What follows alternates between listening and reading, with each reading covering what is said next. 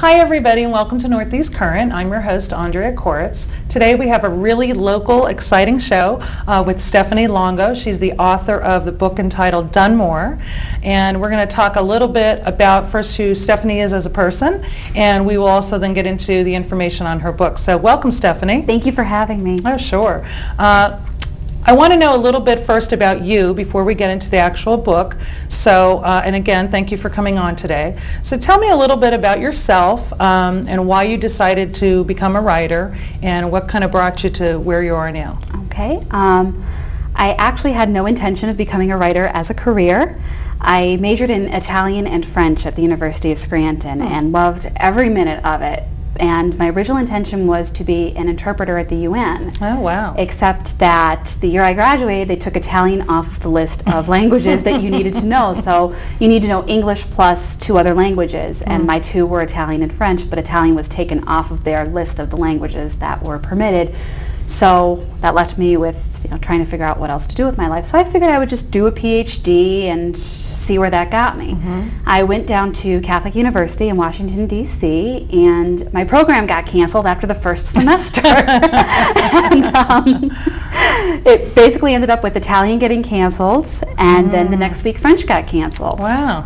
And I didn't know what to do, so I was talking to some friends and some colleagues, and one of my colleagues just happened to be in Washington, D.C. for a conference of the American Italian Historical Association. And she said to me, she's like, why don't we just go to this conference? I'm chairing one of the sessions. Why don't you come to my session? And, maybe it'll just get you out and help jog your mind as to what you want to do. Because obviously I needed to figure out something and fast.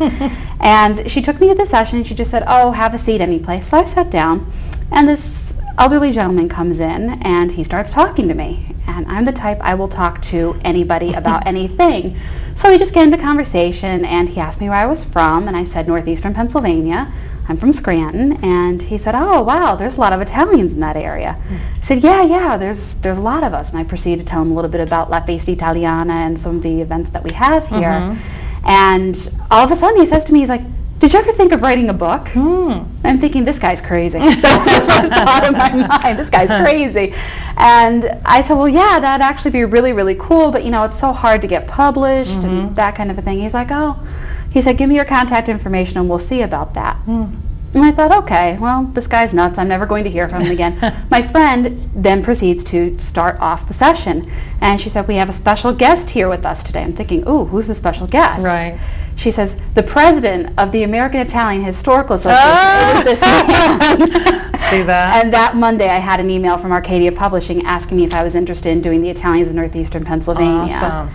Then I proceeded to get my master's in history at the University of Scranton and was determined I would be a history teacher, a history professor, something like that. Well, I got the master's degree in history.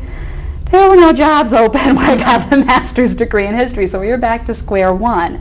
And Career Services at the University of Scranton sent me an email suggesting that I apply at, oddly enough, the Abington Suburban, because they were looking for freelance writers at the time. And that was the first newspaper I ever wrote for, and now I'm the editor of it today. So there you go. You just never know what life has in store for you. So Well, that's how exciting. I got into it. That's a good story. So now, so you're writing how long overall now?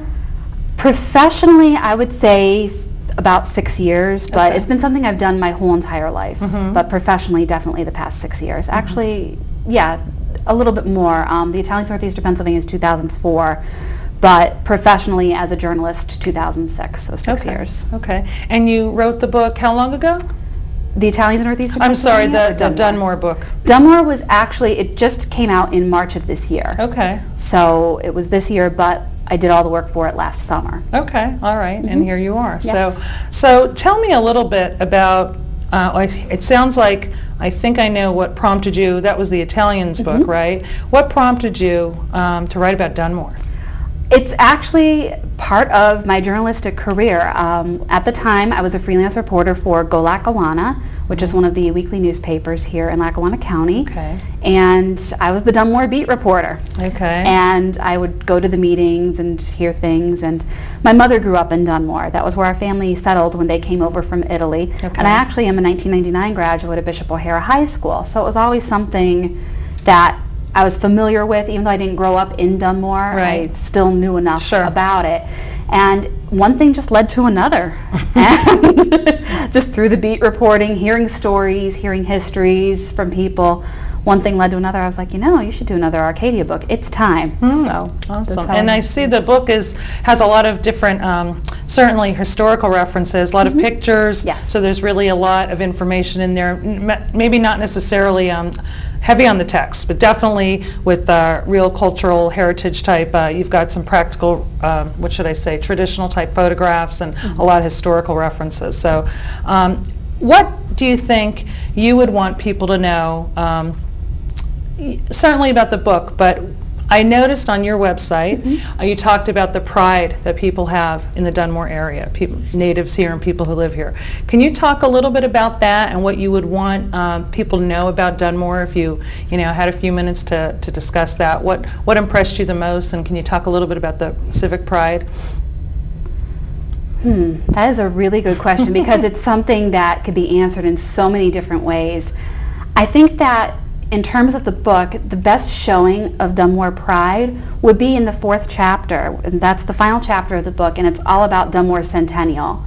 My mother would tell me stories about the Dunmore centennial because it happened while she was a young girl, and the whole town went out for it. They really decked themselves out. They did above and beyond. If you look through there, I don't think they could ever even attempt to match it, even if they tried. I know with the 150th anniversary this year they're trying. Personally, they're not going to match it. They're not. You could sit there and look at those photos. I mean, they had Dunmore Corners completely closed off, and they had Ferris wheels and all these different things going on, and a play and this and that. There were things going on every single night during the centennial celebration because people were so proud of Dunmore. Today you have a lot of influx of people moving in from, say, New York, New Jersey, not born and bred Northeastern Pennsylvania, living in Dunmore. So it's a little bit different. But back in those days, you've got the first generation American that came from the immigrant families living there. So it really was the first place that they lived as Americans. So you could definitely see the pride in that. I'm not saying that Dunmore today does not have pride, because I do believe in their own way they do. But I think if you really want the best example of it, you would go back to the Dunmore Centennial, because there's just nothing that can compare to it. Okay, great. And I know, tell me a little bit, we discussed earlier about the royalties of this book. What's happening with that? Yes. While I was Dunmore beat reporter for Go Lackawanna, I learned about Carol Ann Drasba. The funny thing is, when my mother graduated from Dunmore High School, her 1966 yearbook was actually dedicated to Carol. There was a picture of her in there. Carol was the first American military woman killed in Vietnam. She was a nurse, and she was at the 3rd Field Hospital in Saigon. And she was killed along with 6 other people on February 18th, 1966, when their helicopter was entangled in high-tension wires.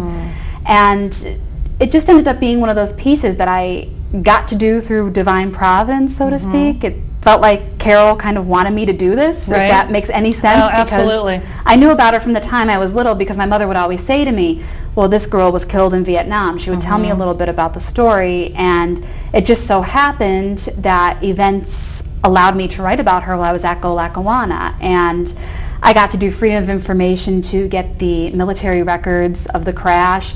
I saw photos of the crash. I got to speak to helicopter crash reconstruction experts to actually come up with how she was killed and how the other people were killed. It was actually a labor of 2 years. The last 2 years of my time at Go Lackawanna were spent on Carol, and she became such a part of me that I wanted to give back to Dunmore with the Dunmore book. I didn't feel that I should profit off of the town's history, because it's everybody's history. It's not mine, it's everybody's. And I thought, well, what's the best way that I could honor Dunmore? And I thought I should honor Carol, because she's such an important part of me. This is coming from me, and I want to do this for somebody that I respect and that I admire. So it's going for a Pennsylvania historic marker to be placed by the tank in Dunmore. And oddly enough, it would be placed near where she grew up, because she grew up on Butler Street. And it's kind of near where the tank actually is placed at the end of Blakely. So. And people can get the book in order so those royalties get to, does it matter how they purchase it or where they purchase it? Yes, I would prefer people to purchase it from my website, which is www.stephanielongo.net. Okay. And they could purchase it right from there, and I could send them the copy immediately. There's all the Okay. information that they would need on how to do that there. Okay, so it's www.stephanielongo.net. Yes. All right, and they can order the book on there as much as they, obviously, as many quantities as they Exactly. want. Okay, that's awesome. That's wonderful.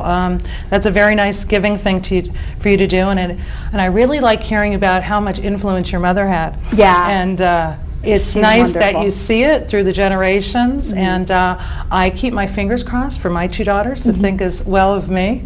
So It's been my mother and me since I was 3 years old. She raised me, and my father basically abandoned us when I was 3, and Longo's her maiden name. I took it legally when I was 21. very nice. We're very, very close, and the Dunmore book is actually dedicated to her. When I got the chance to decide who I wanted the book dedicated to, there was no question about it. It's for my mom. This Well, is her that's nice. story too. That's very nice. Now, is your book also available as an ebook? Is it hard copy only, or? As far as I know, hard copy only. I know that they put the Italians of Northeastern Pennsylvania into some sort of an ebook, Okay. but I don't believe they've done that yet with Dunmore, so it's hard copy only. Okay, okay. All right, well, I appreciate you coming on today, and thank you for all the information. And obviously, anybody watching now could go to your website to get general information as well as order the book. And again, it's www.stephanielongo.net.